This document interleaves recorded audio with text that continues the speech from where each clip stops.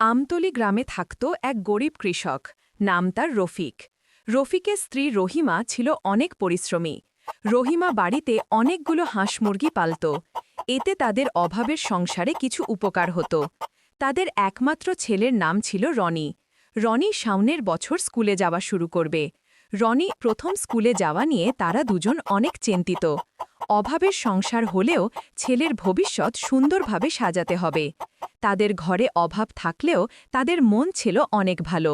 অন্যের বিপদে তারা সাহায্যের চেষ্টা করত।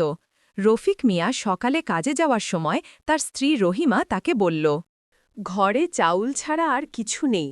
আজকে মালিকের কাছ থেকে টাকা নিয়ে বাজার না আনলে সবার না খেয়ে থাকতে হবে। মালিক আজকে সব টাকা পরিশোধ করে দিবে বলেছে।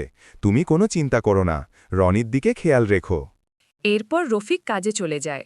রহিমা মনে আশা নিয়ে অপেক্ষা করতে থাকে, কিন্তু তাদের বিপদে আরও বিপদ নেমে আসে।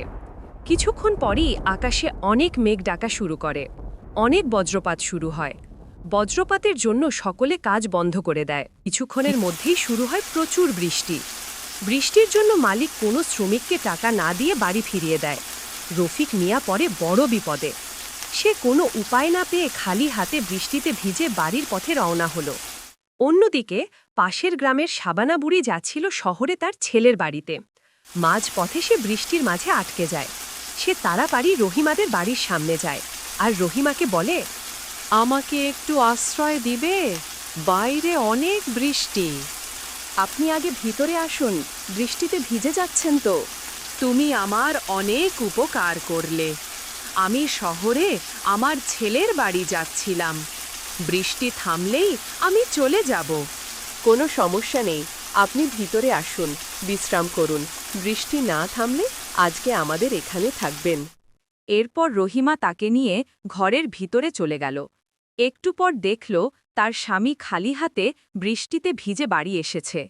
মালিক বকেয়া টাকা পরিশোধ করেনি। না, মালিককে অনেক বললাম, তারপরেও আগের টাকাগুলো দিল না। মালিকের প্রতিদিনের টাকা প্রতিদিন না দেওয়ার জন্য আমাদের অভাব সবসময় লেগেই আছে। তার কাজ করা বাদ দিতে পারো না। তার কাজ না করে বাইরে অন্যদের সাথে কাজ করা ভালো হবে। কি যে করব কিছু বুঝতেছি না। উনি কে? উনি পাশের গ্রামে থাকে। শহরে তার ছেলের বাড়ি যাচ্ছিল। বৃষ্টি শুরু হওয়ায় আমাদের বাড়িতে এসেছে। কেমন হবে তাহলে? মেহমানকে তো খাবার দিতে হবে। তিনি বৃদ্ধ মানুষ, তার তো খেদমত করতে হবে আমাদের।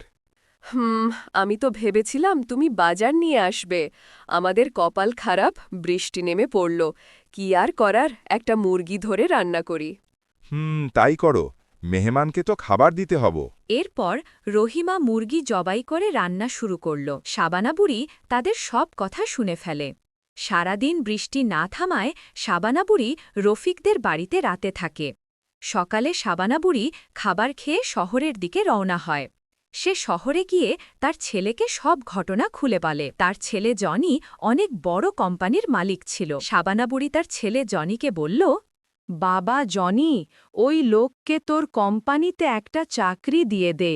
সে অনেক সৎ ও পরিশ্রমী মানুষ। আচ্ছা মা, আমি তাদের বাড়িতে গিয়ে তাকে চাকরির জন্য বলে আসব। যে মানুষ আমার মায়ের এত বড় উপকার করেছে, তার উপকার আমি অবশ্যই করব।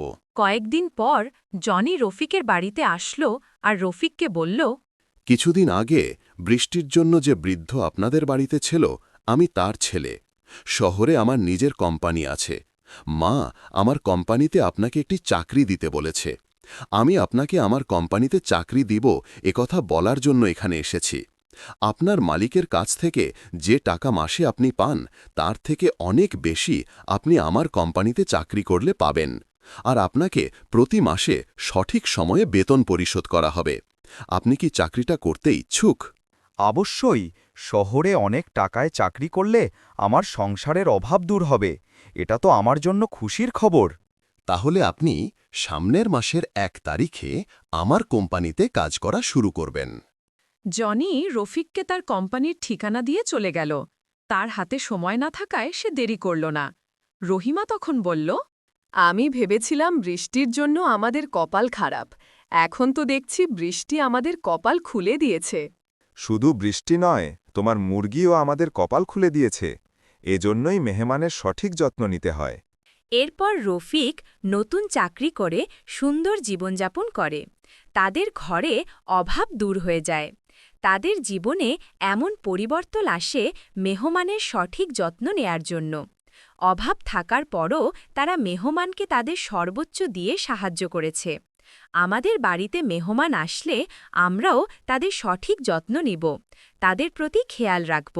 গল্পটা শেষ হয়ে গেল, কিন্তু চিন্তা নেই, আমাদের গল্প ভাণ্ডার খুব শিগগিরই নিয়ে আসছে নতুন মজার গল্প। তাই লাইক দাও, শেয়ার করো আর সাবস্ক্রাইব করে রাখো আমাদের গল্প ভাণ্ডার চ্যানেলটিকে।